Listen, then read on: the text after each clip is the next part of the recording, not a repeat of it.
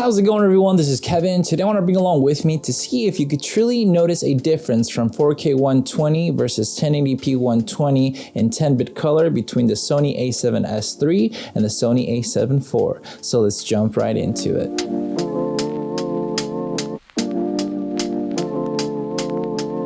Ever since I upgraded to the Sony A7S III, I've honestly loved the 4K 120 at 10-bit color, especially because of my Sony A7 III. I had it at 1080p for the 120 frames per second at 8-bit, which kind of wasn't the most ideal every time when it came down to color grading. Because if you try to do the S-Log 2, it would just kind of fall apart quite a lot, that it was just more hectic to use than not. Now this got me wondering with the Sony A7 IV with a 1080p 120 frames per second at 10-bit color to see if the color grading with that and upscaling it to 4K could, hang around and match it up a little bit closer to the 4K 120 and get by enough that you can't tell a huge difference between the two and could hold its own. So we're gonna go ahead and go out to film some videos and see what kind of footage we can get to compare and contrast between the two, and then just see our findings, see the theory that it doesn't really matter too much unless you're pixel peeping too much because the compression of social media,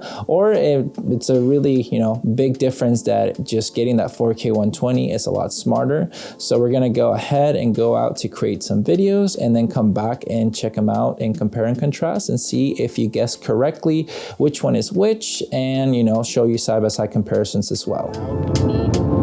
So now that we're here, my goal is to film a couple things in slow motion to basically compare and contrast to see if you can truly see which one is the 4K 120 versus the 1080p, both at 10-bit from the A7S III versus the A7 IV, and see if it really makes that much of a difference or not. I'll obviously have to upscale the 1080 slow motion to 4K, so that should be maybe a giveaway. I'm not really 100% sure how it'll play out, but I'm going to see if that makes it a huge difference that people kind of can tell whether it's the 4K or the 1080 because maybe the pixelation and resolution come out.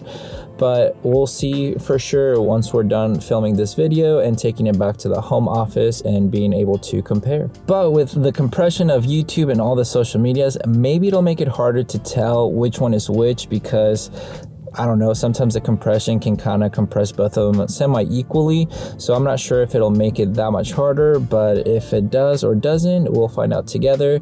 And you'll be having this little quick test to see, basically you're gonna have to guess which is which. I'll give you enough time to kind of make your own assumption, and then I'll tell you which one is which when it, when you're watching it. And that way we'll see if it really makes a difference or not.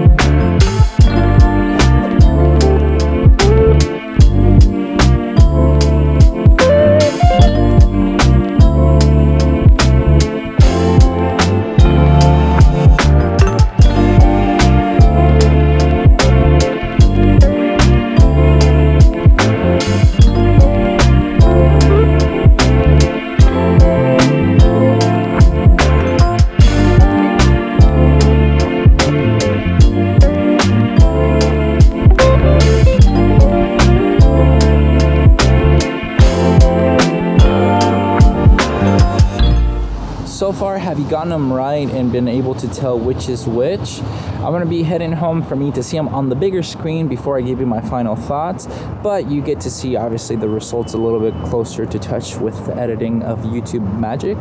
And for me, I get to wait as I get home and review it on a bigger screen and then give you my final thoughts to see what I actually think, think of this, because I'm kind of curious to know if the theory will be that it will be hard to tell because of the compression of social media, but we'll see what I can do once I get home and see it on a bigger screen.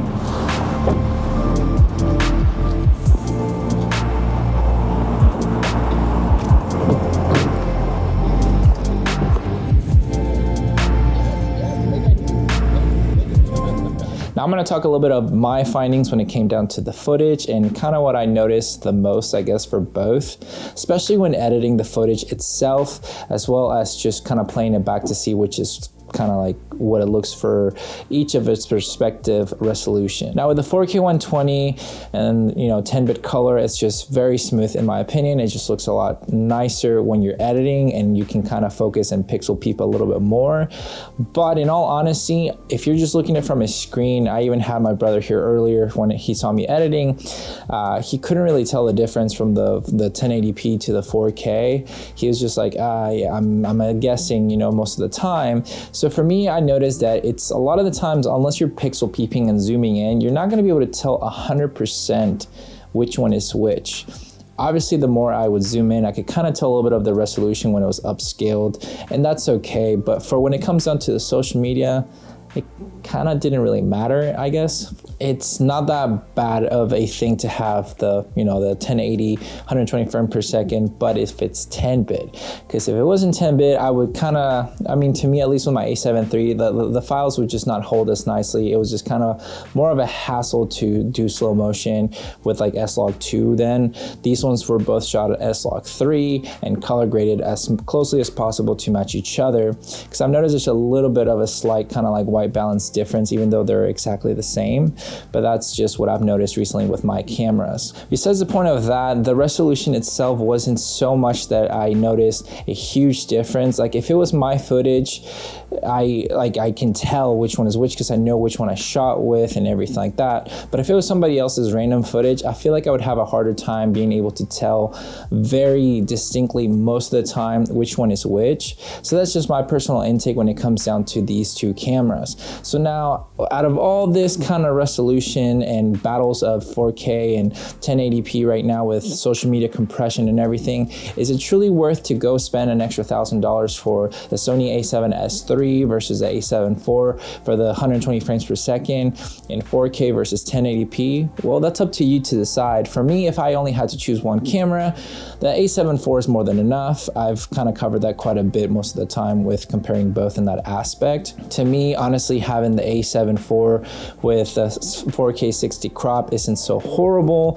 I thought it was going to be a lot worse, like I've covered in a video before, and also with the 1080p at 120 frames per second at 10-bit, it's still pretty great footage to be able to use. Obviously, the 4K 120 with the A7S3 is a lot nicer, but I still wouldn't fork over $1,000 extra just to get the 4K 120 if that was just my only reason to get it. You have to kind of see your pros and cons, and that's what I did whenever I got both these cameras. But I wanted to do this little test in case you were wondering if it was really worth to just upscale to a 4K 120 from the A7S3 or be fine with a 1080p 120 frames per second and upscale it to 4K and be fine to kind of go with. For the most part, you will be fine. That's just what I kind of honestly believe. So that's just the findings of this little test. Now it comes down to the final question for you. Would you care so much to have in 1080p at 120 frames per second and upscaling it? Or would you be able to, fork over the $1,000 extra cash to get the A7S3 to have the 4K 120